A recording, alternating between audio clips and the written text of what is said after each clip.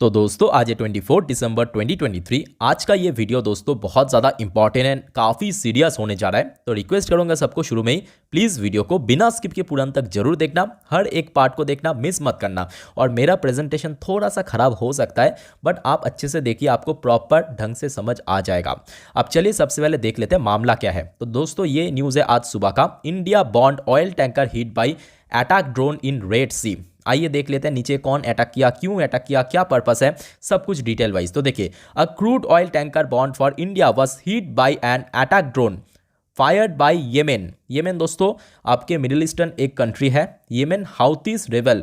हाउतीस कौन है? हाउतीस येमेन का ही एक संप्रदाय है। जैसे कि भारत के अंदर अलग अलग संप्रदाय रहता है, ठीक वैसे ही दोस्तों येमेन जो कि देश है एक, येमेन के अंदर एक संप्रदाय है हाउतीस। तो हाउतीस द्वारा दोस्तों यहाँ पे ड्रोन अटैक किया है इंडियन ये ऑयल टैंकर के ऊपर, रेबल इन द रेड सी। अब चलिए मैं आपको थोड़ा मैप में दिखाता हूँ कि एक्चुअली कहाँ पे अटैक हुआ है, कहाँ से आ रहा था। तो देखिए ये दोस्तों आपके जो अटैक हुआ है मतलब रेड सी के आसपास, यहाँ पे आप देख सकते हो मैप के ऊपर, ये है रेड सी। और यहाँ पे ना इंडियन जो ऑयल टैंकर है यहाँ से आ रहा था। मैं जी यहाँ पे जो लाइन ड्रॉ किया यहाँ से आ रहा था और यहाँ पे आप देख सकते हो येमेन है। और अटैक दोस्तों ठीक इस पर्टिकुलर पॉइंट पे हुआ, ठीक है। येमेन के द्वारा जो हाउतीस नाम की जो संप्रदाय है उनके द्वारा यहाँ पे ड्रोन अटैक हुआ, ठीक है, इस पर्टिकुलर पॉइंट पे। अब आप पूछोगे यहाँ पे क्यों हुआ, तो देखिए मैं आपको थोड़ा इस मैप को और बड़ा करके दिखाता हूँ ताकि आपको अच्छे से समझ आ जाए। ये देखिए, ये दोस्तों एशियन का मैप है और यहाँ पे काफ़ी छोटा है तो फिर भी आपको समझ आ जाएगा। देखिए ये इंडिया है, यहाँ से दोस्तों एक्चुअली जो मिडिल ईस्टर्न कंट्रीज है ना वहाँ से बहुत ज़्यादा इंपोर्ट एक्सपोर्ट चलता है। जैसे कि आपको मालूम है आज की डेट पे इंडिया रशिया से भी ऑयल परचेस करते हैं यहाँ से घूम के, ठीक है। और यहाँ से अगर हम बात करें ईरान हो गया, अलग अलग जो सऊदी अरब हो गया, वहाँ से भी बहुत ज़्यादा लेन देन चलता है, बिजनेस चलता है। तो यहाँ पे जो ये बीच वाला जो रास्ता है ये यहाँ पे एक्चुअली ड्रोन अटैक हुआ। अब क्यों हुआ आइए आगे पार्ट में हम देख लेते हैं। तो यहाँ पे पॉइंट बाई पॉइंट मेंशन किया, मैं आपको एक एक करके एक्सप्लेन करता हूँ। ध्यान से सुनना मेरे बात को, स्किप मत करना। देखिए, the Indian Navy on 24 December said that a commercial oil tanker name MV Sai Baba. तो ये जो शिप आ रहा था मतलब जो ऑयल टैंकर आ रहा था जिनका नाम है MV Sai Baba, that reportedly come under a drone attack in southern Red Sea. Southern Red Sea मतलब दक्षिण की तरफ, is not an Indian flag vessel. उसके साथ साथ देखिए क्या मेंशन किया, the clarification came from the Indian Navy came after the Canton describe the vessel as the Indian flagship. तो एक्चुअली यहाँ पे ना पहले यूएस ने इन्फॉर्म किया था, यूएस ने पहले इंडियन नेवी को इन्फॉर्म किया कि हाँ आपके एक ऐसे जो ऑयल टैंकर है उसके ऊपर ड्रोन अटैक हुआ है। उसके बाद इंडियन नेवी ने रेस्पॉन्स किया, ठीक है।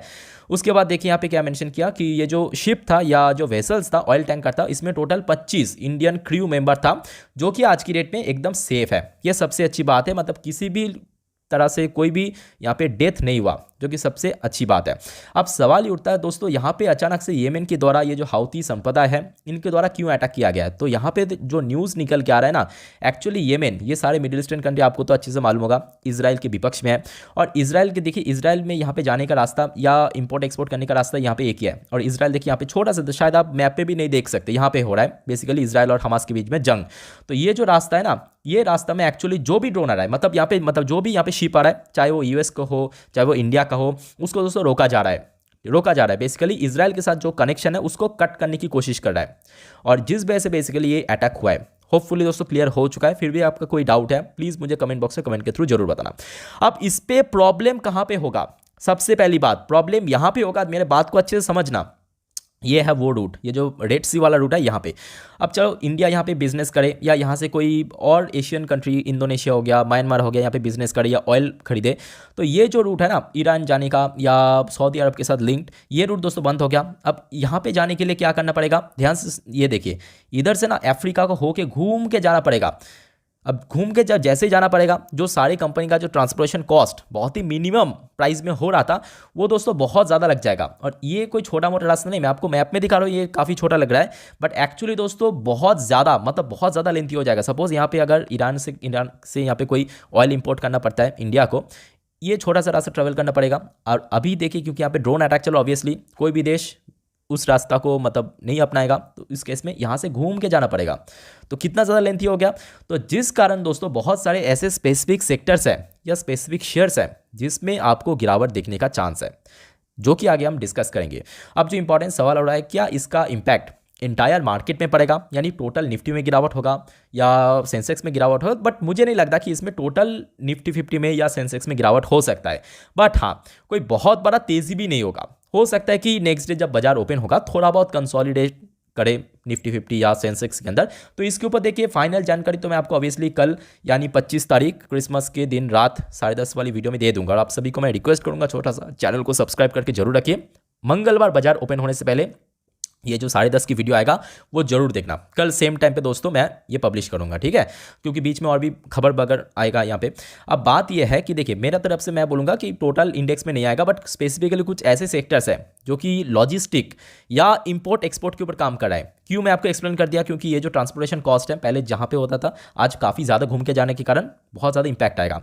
तो ठीक वैसे ही कुछ शेयर्स मैं यहाँ पे शॉर्टलिस्टेड किया हूँ लॉजिस्टिक सेक्टर या इंपोर्ट एक्सपोर्ट सेक्टर के ऊपर, थोड़ा आप नोट डाउन कर लीजिए। जैसे कि आप देख सकते हो सबसे पहला company container corporation of India limited particular इसी सेक्टर के ऊपर काम करता है, लॉजिस्टिक सेक्टर के ऊपर, और काफ़ी अच्छे रिटर्न भी दिया था, चाहे 6 महीने की बात करें या 1 साल की बात करें या जब से लिस्ट हुआ तब से लेकर काफ़ी अच्छा रिटर्न दिया। ऑब्वियसली इसका अगर हम बात करें डिविडेंड यील्ड भी काफ़ी अच्छी है, बड़े कंपनी 50,000 करोड़ के आसपास मार्केट कैप है, तो ये शेयर के ऊपर नजर रखना चाहिए आपको, गिरावट होने का चांस है।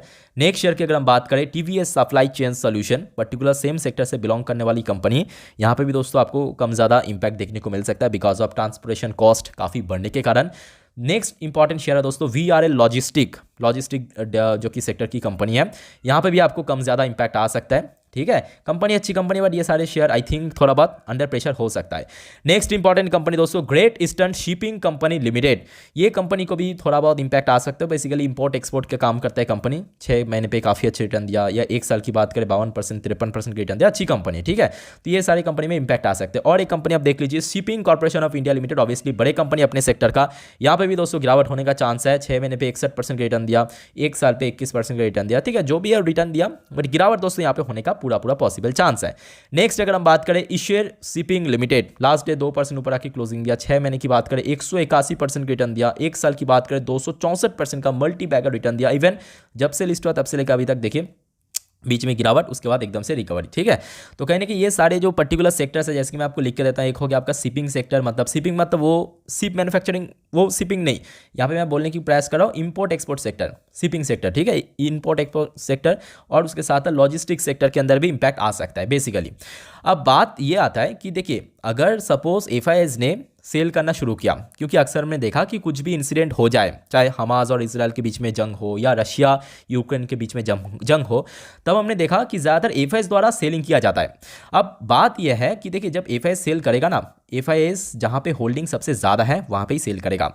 और आज की डेट पे दोस्तों अगर आप देखोगे निफ्टी 50 के जो टॉप 10 वेटेज कंपनी है, वहाँ पे FIS का वेटेज भर के है।